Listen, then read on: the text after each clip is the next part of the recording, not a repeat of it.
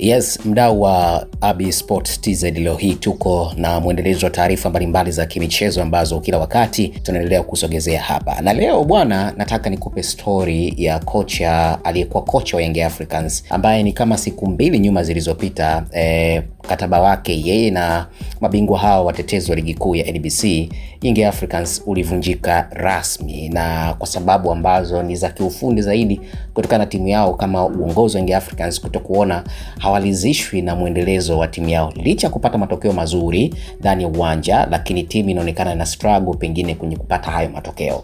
Sasa wakaamua wavunje mkataba, na ndio kazi ya kocha utawajiliwa, lakini mwisho siku utaambiwa kwa heri. Sasa baada ya kuondoka tukati tunasubiri pengine Pedro atazungumza nini. Sasa Pedro ameweka ujumbe kupitia kwenye mtandao wake wa Instagram na nitausoma kama alivyouandika hapa. Kikubwa tu nikwambie kwamba kama bado hujasubscribe sasa hivi, share, like pamoja na kucomment ili uendelee kuwa mwanafamilia mzuri zaidi wa AB Sports TZ. Sasa ameandika hivi: mwisho usio na hitimisho, safari ya kipekee ya kitaaluma yenye kumbukumbu nitakazobeba maisha yangu yote. Nilijiunga na klabu muda mfupi baada ya msimu kuanza katika kipindi kigumu, nikiwa naamini kikamilifu uwezo wa timu hii. Nilianza safari ya kuelekea kwenye lengo kuu la klabu tukiwa nyuma kwa pointi 2 dhidi ya wapinzani wetu wakuu, na ninaondoka tukiwa mbele kwa pointi 5 kileleni mwa msimamo.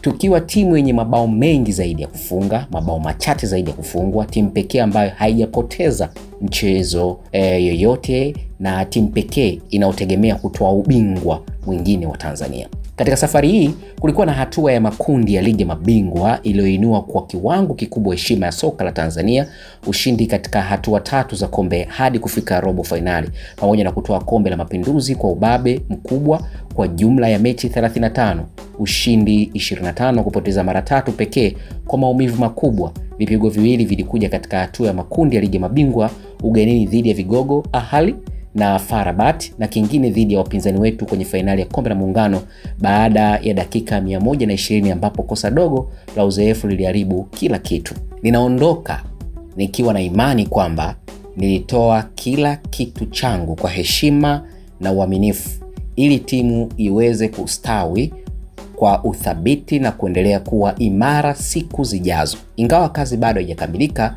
ubingwa wa ligi kwa kiasi kikubwa tayari uko mikononi mwetu, kwani tayari tumeshacheza mechi zote 2 dhidi ya wapinzani wetu wakuu na tofauti ya point tulionayo. Endapo nidhamu itaendelea kudumishwa, inahakikisha mafanikio hayo. Ninaamini kuwa nikiwa mbali nitasherehekea ubingwa huu wa ligi pamoja na penta inayosubiriwa kwa hamu kubwa, ama ile parade inayosubiriwa kwa hamu kubwa na wananchi. Mafanikio ambayo nilichangia kwa kiasi kikubwa kama kocha mkuu kupitia kazi na pointi nyingi tulizozipata. Ninawashukuru wote walioshirikiana nami kwa dhati, hasa wananchi wote ambao wanaishi na kuipa klabu support hii kwa upendo mkubwa usio na kikomo. Akamalizia na kusema Yanga bingwa. Kwa hiyo ni ujumbe wa Pedro ambao ameutoa hapa, na hii ni baada ya kubwagana na klabu yake hiyo ya zamani ama matajiri wake wa zamani. Kiwalisia amezungumza maneno ya kihekima, kimpira. Hakuonesha kwamba pengine kuna lolote labda limemuumiza. Ameonesha kwamba yeye ni kocha mkomavu. Kwa hiyo amewatakia mambo mengi zaidi, kwamba Young Africans ameiacha ikiwa anaongoza ligi kuu. Anaamini kwamba hayo yaliyokuwepo, malengo ya kuchukua ubingwa huu wa ligi ya NBC, basi uendelee, wachezaji waendelee kujitoa, timu iendelee kupata support. Mwisho wa siku yale mafanikio ambayo na yeye ameyachangia mpaka hapo ilipofika, basi yatimie mwisho wa msimu. Kwa hiyo kocha Pedro ujumbe wake huko hivyo. Mimi sitaki kuongeza mengine mengi, kikubwa tu zaidi na wewe weka maoni yako kulingana na ujumbe huu ambao ameutoa Pedro kwenye klabu ya Young Africans ama kwa mashabiki.